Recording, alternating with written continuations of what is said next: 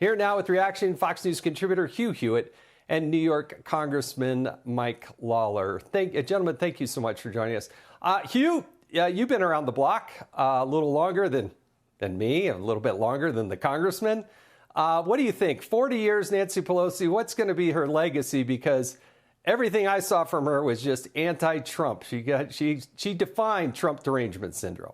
You're right, Jason. Good evening to you and to the congressman. I do remember Bill Clinton working all of the 1990s to bring the Democratic Party to the center. And then Nancy Pelosi became Democratic Party whip in 2001, and she has spent 25 years dragging it to the San Francisco Democrat left. And she succeeded most obviously in New York on Tuesday night with an anti-Semitic communist winning and a Marxist, just an out-and-out Marxist. So Nancy Pelosi's long march to the left is over, and she's leaving the Democratic Party with Comrade Mamdani as its face. I also have to say, you're right about Obamacare. It is her most significant legislative achievement. It's a disaster. It's a failure of epic proportions. That's why the Schumer shutdown is now the longest shutdown in history. They need a bailout. So I think history will not be kind to her, and certainly President Trump isn't being kind to her because he bested her twice. He's won twice, and she couldn't stop him. Congressman, you're from New York. Nancy Pelosi is out there. I think her quote was, Trump is the worst thing on the face of the earth, not pancreatic cancer or something like that. If she thinks it's actually Donald Trump, what do you think her legacy is going to be?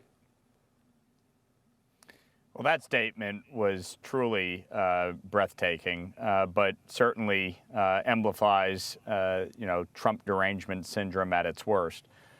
Look, Nancy Pelosi is a historic figure in American politics, and certainly as the first female speaker, she has etched, a legacy. But when you look at her record as speaker, the things she will be remembered most for are Obamacare. That obviously has not fulfilled its promise.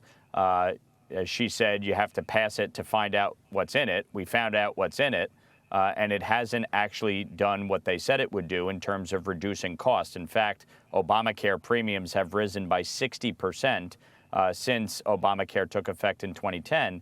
And secondarily, her opposition to Republican presidents, starting with President Bush and then, of course, President Trump.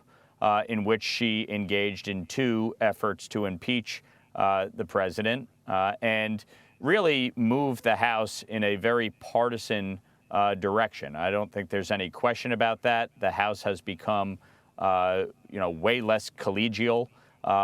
She was Democratic leader for 20 years, which is an impressive feat.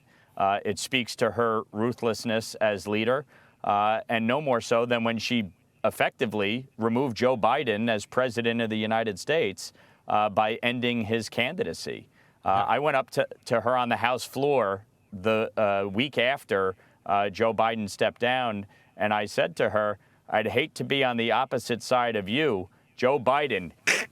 And she just smiled and said, I love Joe. Yeah.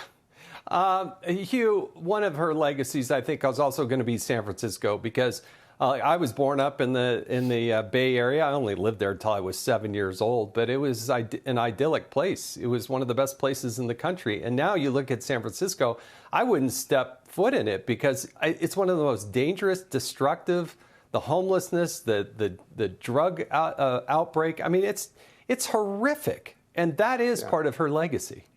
It is a matter of fact that my wife and I have not been back in a decade. And we used to go often because we lived in Southern California until 2015.